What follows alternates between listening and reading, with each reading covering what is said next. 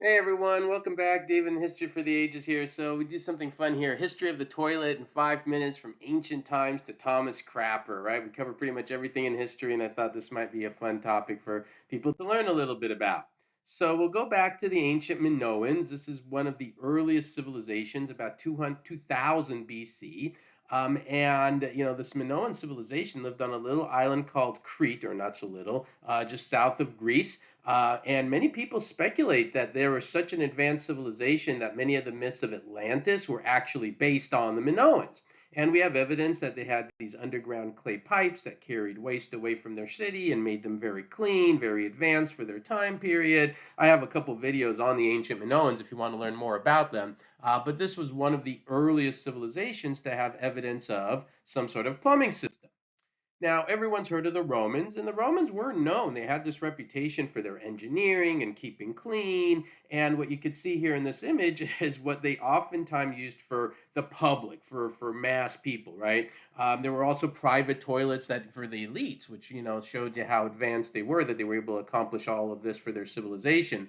But you would have a dozen, maybe a couple dozen people sitting here, and then what they used to get the water out of the filth out of there is they used the water from the aqueducts. So the aqueducts would kind of use the flowing water there, and they would push it out of the cities and all of that. And that's how they kind of flushed it out of the cities using the aqueducts.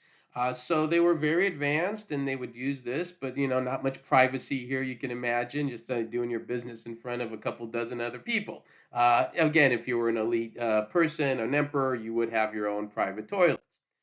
The Romans had their baths, of course, and the aqueducts. If you know, in terms of who created a lot of the aqueducts, that was specifically the Roman Emperor Claudius, and that's all part of their whole water system, drinking system, plumbing system. The whole thing was all connected with that. And of course, the Roman baths to keep clean. Pretty cool.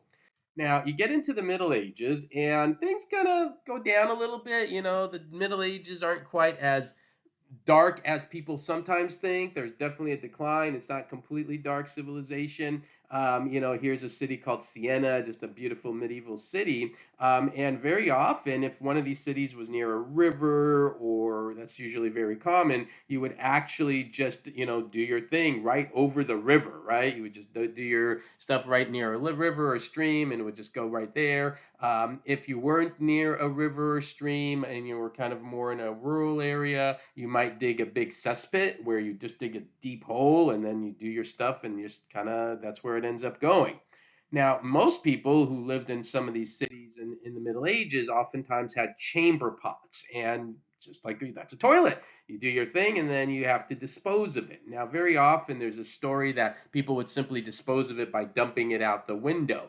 Um, that doesn't seem to happen too often, right? They actually did want their cities not completely filthy and gross, right?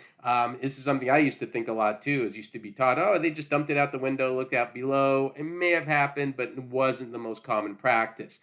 They did not have like a good underground sewer system the way the Romans did. So very often it would just kind of sit there in open gutters in the street until it got into the rivers. So the streets could be kind of nasty, but they did try to clear it out. There were people who had specific jobs to clean out the gunk and the dirt and the what that comes down when you go use the restroom.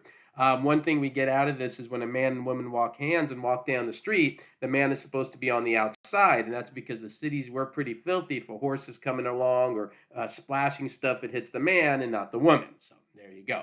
And then eventually we get to modern times, and we got to talk about this guy named Thomas Crapper. And a lot of people see his name and go, oh, that's where the word comes from, and that's where the toilet comes from. Well, no and no. He did not invent the toilet, and the term crap does not actually come from him. It was a word that was around before. What he does do, and it is important, is he improves it, and his company manages to kind of produce this mass marketing, high quality flush toilets that then become mass available as part of the Industrial Revolution. I have a whole lecture on the Industrial Revolution as well. So over the centuries and millenniums, people have found different ways to try to kind of finish with to get rid of their waste and that they do. And so these are a few little highlights of the time periods and just something fun I thought I would share.